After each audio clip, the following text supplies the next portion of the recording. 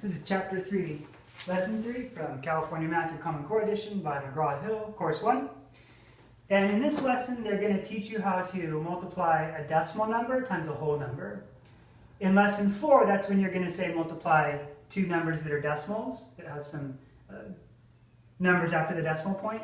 So they're really gradually leading you into that kind of computation. I did one in Lesson 2, even though it wasn't necessary there, just to show you what it looks like. But in this lesson, we're just going to be multiplying a whole number times a decimal number.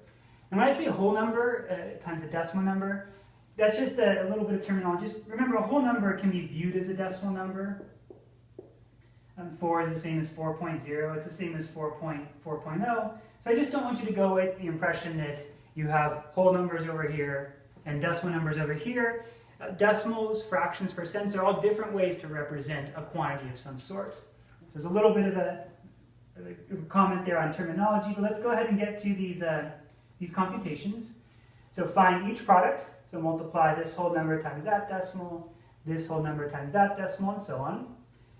And so it's nice if you're thinking back to Lesson 1, where when you're adding two decimal type numbers and you have to line things up, you don't have to do that with multiplication. So I'll take 0.97 and multiply it by 5.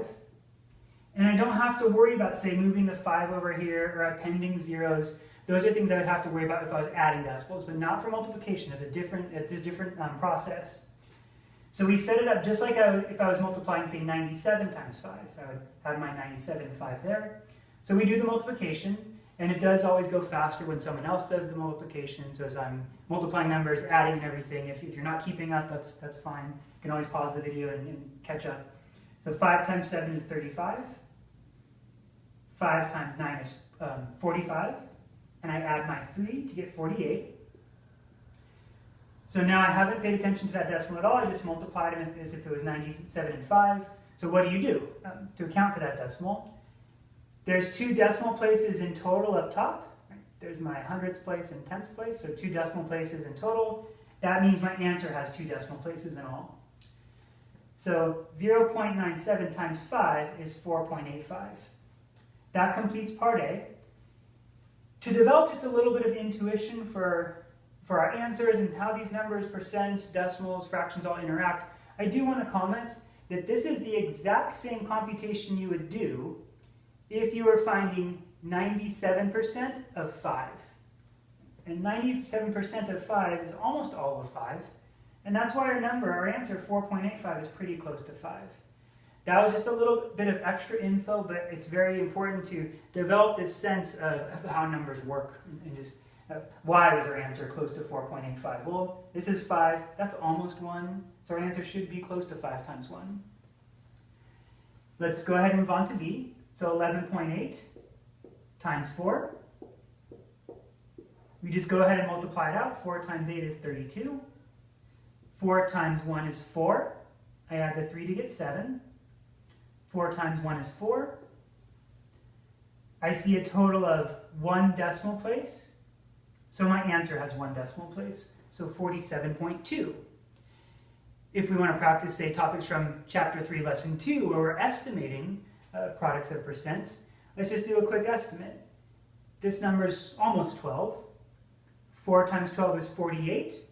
Hey, our answer is pretty close to 48. So 47.2 is the exact answer. 4 times 11.8 is 47.2. For our last one, this 0.0059 times 3, once again we set it up without regard to trying to line up any decimals. That'd be if we were adding decimals, but here we're not. Do the multiplication. 3 times 9 is 27. 3 times 5 is 15. 16, 17. So 1.77. My answer has to have the same number of decimal places that I see up top here. I have 4 decimal places.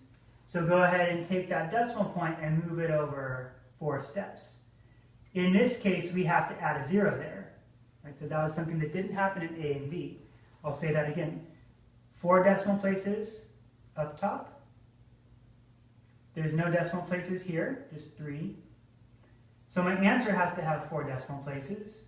1, 2, 3, I add that 0, and there's my answer, 0.0177, which we would often write as 0.0177. It just looks a little bit nicer when you have the 0 coming in front of the decimal point.